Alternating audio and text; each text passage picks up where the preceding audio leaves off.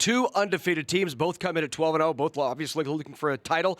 For more on that, we go down to the field to Brandon Axelman. Brandon.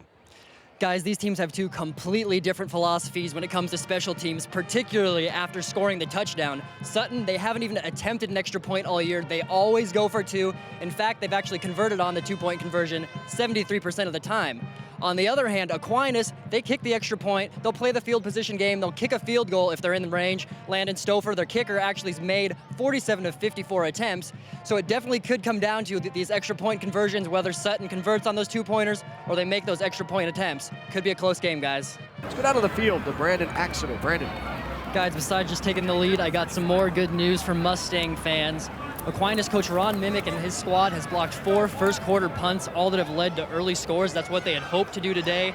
They obviously weren't able to do that. They had the first 3 and out, but since the Sutton offense has been a machine and has been moving well, the Mustangs got the defending champs back on the ropes a little bit, and we'll see what happens for the rest of this half. Let's go down on the field to Brandon Axelman.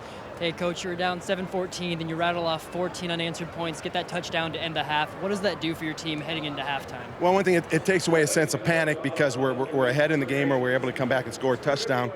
And it kind of maybe gives them a few things they got to work on halftime.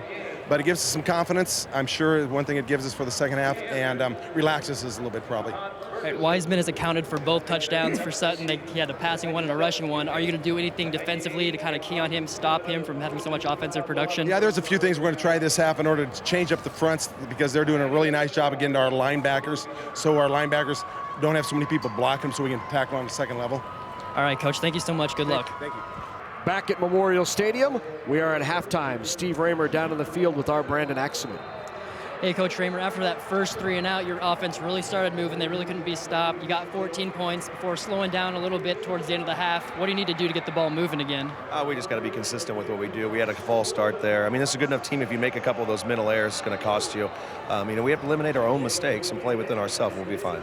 All right, Coach, down 7, state championship. What did you tell those guys at halftime? We got to get a stop. We got to get going here. We just got to keep playing our ball. We're going to get that stop eventually. All we asked in the last 5 minutes, have the ball in our hands or the ball in their hands, either way for a stop or for a touchdown for a win. That's what we're hoping to be. Thank you so much, Coach. Good luck. Out of the field to Brandon Axelman. Brandon. I know you guys were calling them, and some of our viewers saw the Class D1, D2 championships yesterday that were 8-man football. And actually, Sutton coach Steve Raymer has 2 8-man football championships on his resume as a coach in Iowa for Central of Fenton back in 2002-2003. So the Sutton coach is looking for his first 11-man state championship here today. Let's go down to the field to Brandon Axelman. Brandon. Here with Coach Mimick. Coach, state champions last year, again this year. What does this one mean compared to last year's? Last year was, we hadn't won one for about 10 years or so, and it was real enjoyable. And this one was, we'd never been ranked #1 before in the past, and we've won a few championships. So this was, in terms of a little bit of pressure to respond every week, and 3 straight games we're behind, to come back and win 3 straight games and deep in the playoffs was really a testament to a good senior class that worked hard, had talent, worked hard, and stayed focused, and didn't panic. You got down early in this game. As you mentioned, you came from behind all these playoffs. If you could give 1, 2, maybe 3 words to describe the identity of this team, what would they be? Focused and consistent workers. What would you say this championship means for you and your community? Oh, it's great for our school community. At Aquinas, we have a great group of people that work hard to keep the school open, on a parish level and on a school level. And a lot of people sacrifice a lot of time, and it's great to see all the people in the black and gold that come out to support the young men. And of course, when you're winning, it helps. But I tell you, when we're average, we get a lot of people out. It's great for our community to kind of say, hey, we're doing things right, and hopefully we're making better men because of it. Coach, congratulations. Thank you.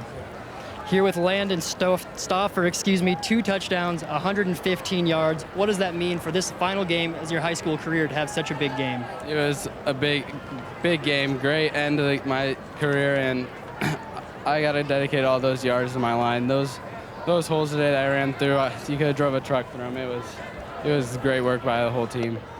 Imagine you've been playing football for a while. Who's been your biggest influence all through your career? Coaches, just the community around me, and when you're younger, coach always works us in with reps, so you're always looking up to the older guys, looking what they're doing, and so you have to just do what they do. And then as you get older, you get into the routine, and then you got the younger kids looking at you as the older guy, and then so just the whole team Is this it for you, or are you going to be playing football in college? I'm hopefully go play in college because I love this sport. And this feeling. This feeling right now is the greatest feeling in the world. I hear all your teammates yelling for you for the picture, so go join them. Congratulations. Thank you very much. All right, thanks, Brandon. Terrific job. Congratulations to Mr. Stauffer.